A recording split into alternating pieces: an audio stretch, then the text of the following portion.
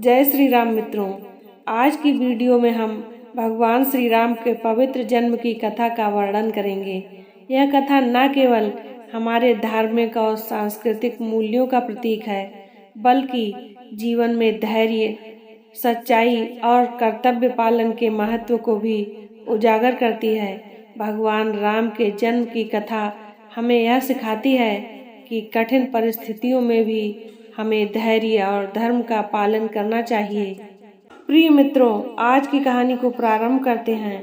मंत्री गणों और सेवकों ने महाराज की आज्ञा अनुसार श्याम कर्ण घोड़ा चतुरंगिनी सेना के साथ छुड़वा दिया।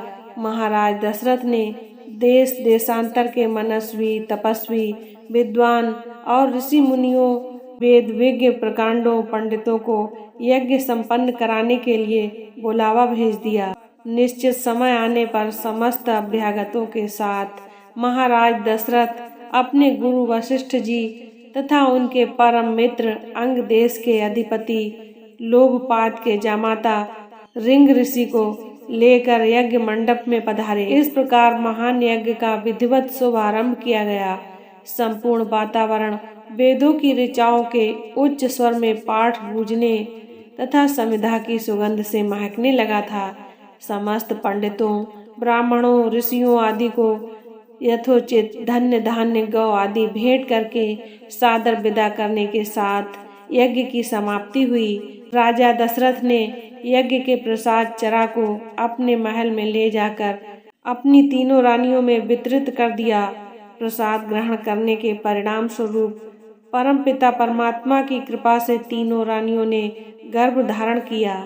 जब चैत्र मास के शुक्ल पक्ष की नवमी तिथि को पुनर्वसु नक्षत्र में सूर्य, मंगल, शनि, बृहस्पति तथा शुक्र अपने अपने उच्च स्थानों में विराजमान थे, कर्क लग्न का उदय होते ही महाराज दशरथ की बड़ी रानी कौशल्या के गर्भ से एक शिशु का जन्म हुआ, जो श्याम वर्ण, अत्यंत तेजोमय, परम कांति वाला, अद्भुत सौंदर्यशाली था।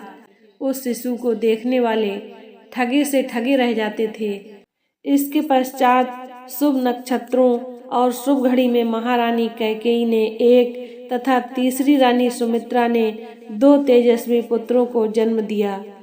संपूर्ण राज्य में आनंद मनाया जाने लगा।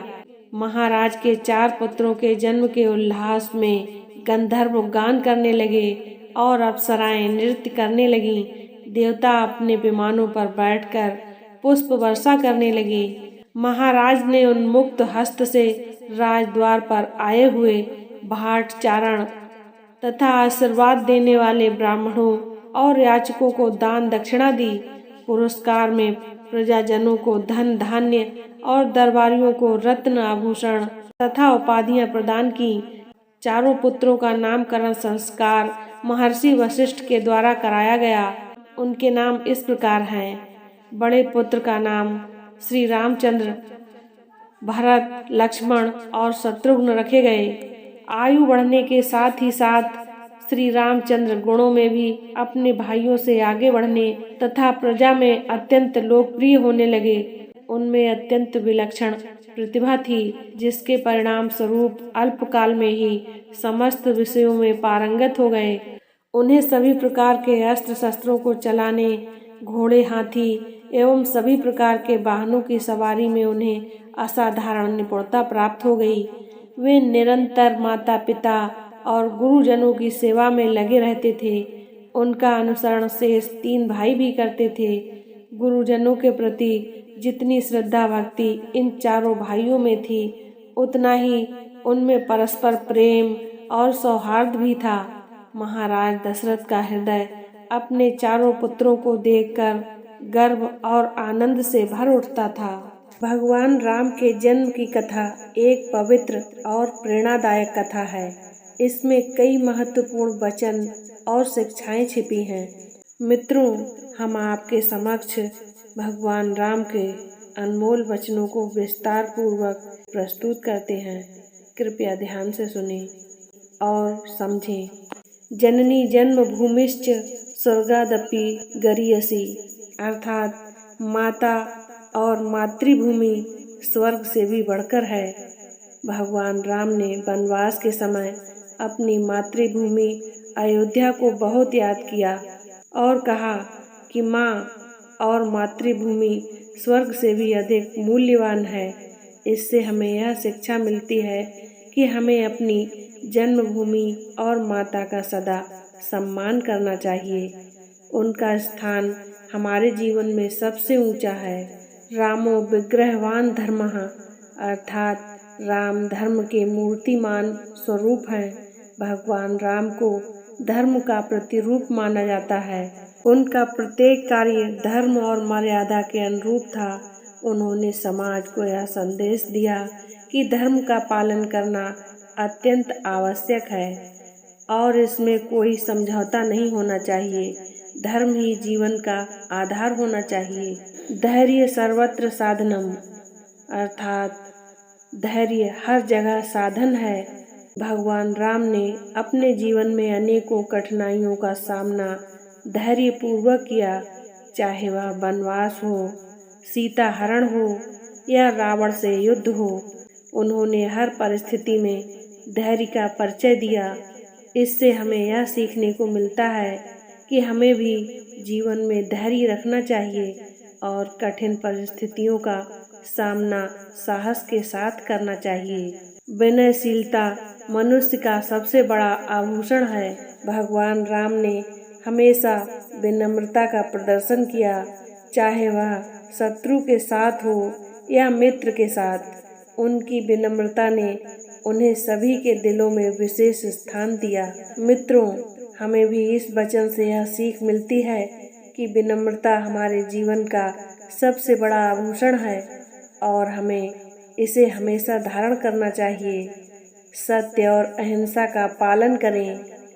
भगवान राम ने अपने जीवन में हमेशा सत्य और अहिंसा का पालन किया। उनके हर कार्य में सत्य और अहिंसा की झलक मिलती है। यह हमें सिखाता है कि हमें भी सत्य और अहिंसा का पालन करना चाहिए, चाहे परिस्थिति कैसी भी हो। कर्म करते रहो, फल की चिंता मत करो। भगवान राम ने हमेशा अपने कर्तव्यों का पालन किया, बिना फल की चिंता किए। उन्होंने हमें यह महत्वपूर्ण शिक्षा दी कि हमें अपने कर्तव्यों को निष्ठा और समर्पण के साथ निभाना चाहिए और परिणाम की चिंता नहीं करनी चाहिए। परिणाम अपने आप सही होगा अगर हमारे कर्म सही होंगे।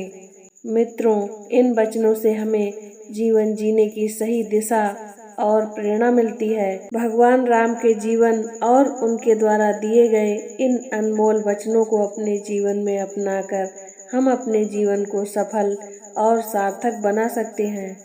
प्रिय मित्रों, हम आशा करते हैं कि भगवान राम की इस पवित्र कथा से आपको अपने जीवन में सच्चाई, धर्म और कर्तव्य के मार्ग पर चलने की प्रेरणा मिली होगी। अगर आपको यह वीडियो पसंद आई हो तो कृपया इसे लाइक करें, अपने दोस्तों और परिवार के साथ शेयर करें और हमारे चैनल को सब्सक्राइब करना ना भूलें, ताकि आप और भी प्रेरणादायक और धार्मिक कहानियाँ सुन सकें। धन्यवाद। जय श्री राम।